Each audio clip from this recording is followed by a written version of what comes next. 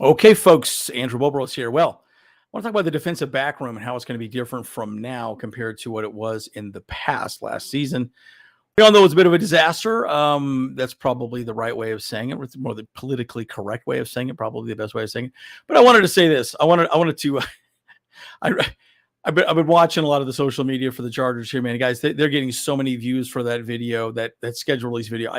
Last I checked, it was at 20 million views on X, and everyone in the NFL is talking about it, and it is getting all kinds of praise, and it's crazy. So I just love the creativity of how everything is so individual, and but it's also talking about people specifically, right? Which I do think is great, right? I mean, this guy that's got arrested, this big super fan, I can't remember what his name is, for the Chiefs, and man, it's just across the board was hilarious. The whole Travis Kelce and the Swift family, dude, the Swift family, I think, is hilarious, right? And it just goes to show you, right? Everyone's like, oh, yeah, who's this Travis Kelce guy? Oh, he's so popular now because he's dating Taylor Swift. At least that's what the ladies are saying, right? But look, I think it's creative. I think it's amazing. What do you guys think about it down below? We'll probably talk a little bit more about it on our live on Saturday. But at any rate, let's get back to the focus on the defensive back room. I will say this.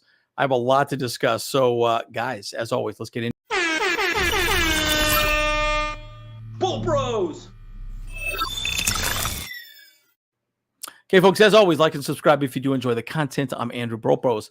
And again, there's a lot to discuss regarding the defensive back room and really how we grew, how we didn't grow. And last year, as we know, was a bit of a dumpster fire. And, we were, again, the year before, we had a really good defensive back room in 2022. And then 23, we were literally 28th in the league in the defensive back room, right? So when we recap what happened last season, it was amazing that our defensive line was really good, but our defensive back room was horrible. That was literally the reverse of 2022, right? The defensive back room was ranked 28th in the NFL.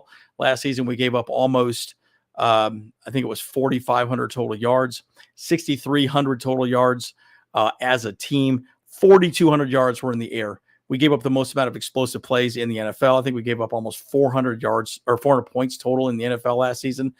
Here's the crazy thing, guys. As soon as Brandon Staley was relieved of his duties, we were actually the 5th ranked defense in the NFL for the last 3 games of the season.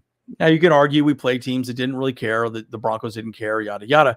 But we were doing very well as a defensive unit, and our secondary finally started playing well. So it became really interesting to see how this team came together without Brandon Staley.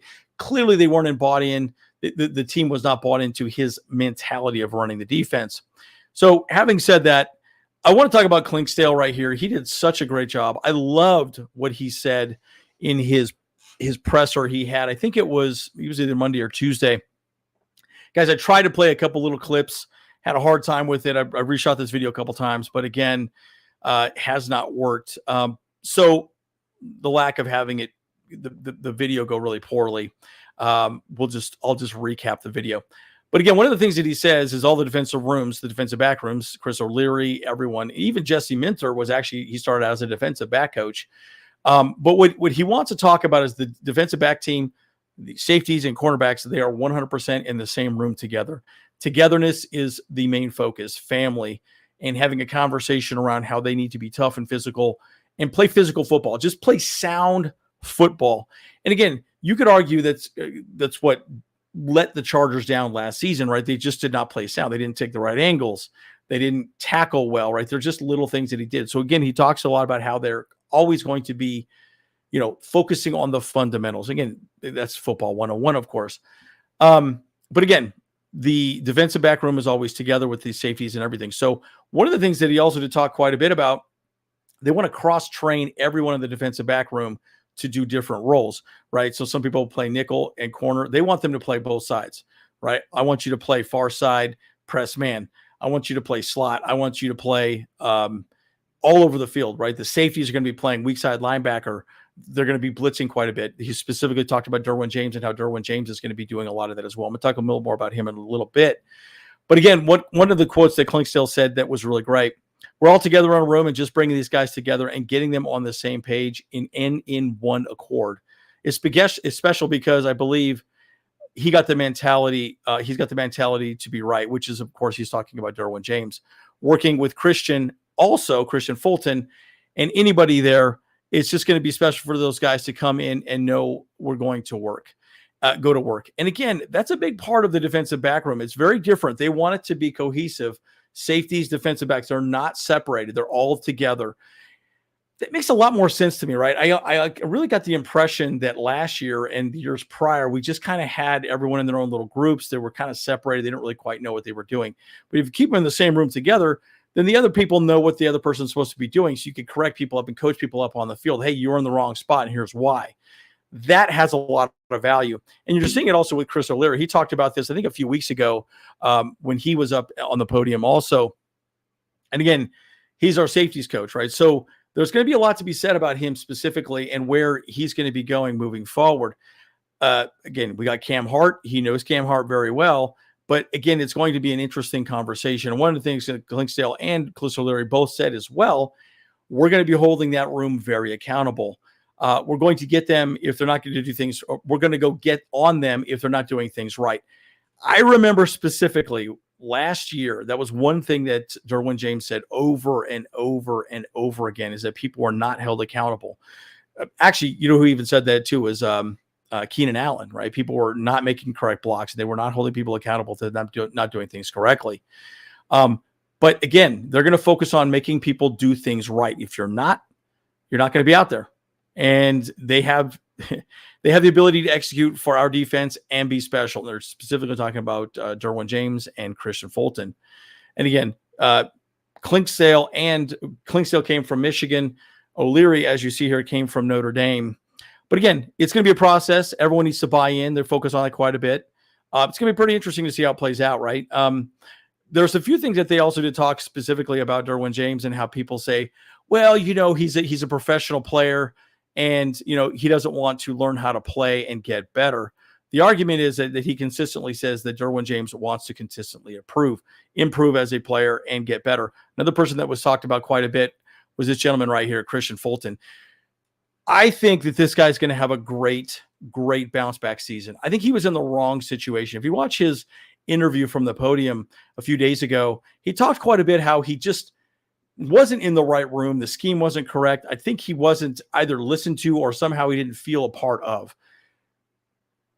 Steve Clinksdale and also Chris O'Leary has talked about him specifically. Clinksdale specifically says that Christian Fulton has been absolutely incredible to coach up. He feels like he's got a new lease on life. He has the ability to be an amazing defensive back for this team. I truly believe he will do very well if he can stay healthy. Again, part of his problem was he's had a lot of health issues. And that's a big part of the problem, right? Again, I think he'll do very well, right? So he's definitely eating up the defense as they were discussing. But Derwin James, interesting thing. Clinksdale specifically said a few things about Derwin James. When you go out here, you think, oh, college is different, right? Because, they're college kids. They want to learn how to play. Clinksdale said the pros want to learn just like Derwin James, just like all these guys, right? Specifically speaking of Derwin, they want to learn. They want to get better, and they want to look at things differently, and they want to be successful. You cannot tell me that Derwin James does not want to win every single game. I know it's chewing him up every single day when he has a hard game or makes some big mistakes. And again, safeties coach Chris O'Leary also added the excitement to be around Derwin and around Alohi Gilman specifically and all the DBs.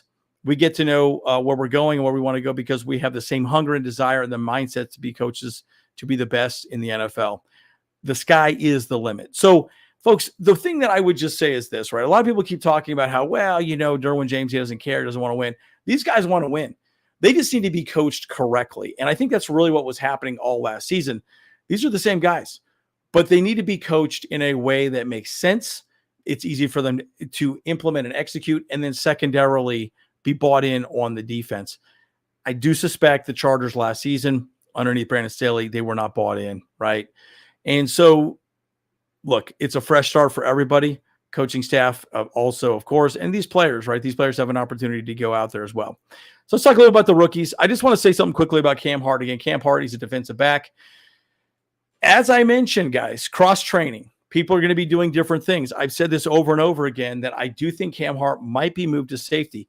We still don't know what's going to happen with JT Woods. Guys, we have not heard a single thing about him. And what's happening with this guy, right? No idea. So I wouldn't be shocked if Cam Hart plays a little safety. I don't know that he's going to be the guy that's going to be starting anytime soon. I also do suspect, because he's a bigger body, if on third and short, you might bring someone like this in that's better at tackling than someone like Asante Samuel, who has a much smaller body, right? So you want to bring in someone like a Cam Hart, where you go into this like more jumbo package, bigger bodies. You bring in a bigger body like Cam Hart, right? So I could see him getting some snaps that way, just because of hhis larger size and ability to tackle, potentially a little bit better than someone like Asante Samuel, who's let's just say it, he's not that big.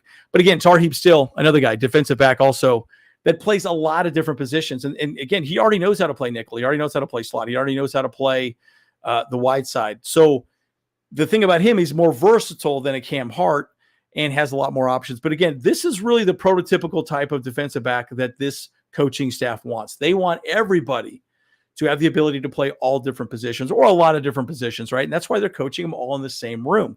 They don't want them to have, a limited skill set, right? The more things you could teach them, the better they can be. And again, if people get hurt, you can plug and play, right? So I think we're going to see some interesting type of decisions made by this coaching staff. We'll see how it plays out, obviously. But again, I do see a bit of a rotation of players, right? Bigger body and short and down situations, a lot of things like that. So again, I do believe our defensive back team is going to be much better. And again, going back to last season, the last 3 games of the season, we were the 5th best defense in the NFL. Guys, let me repeat that. We were the 5th best defense in the NFL after Brandon Staley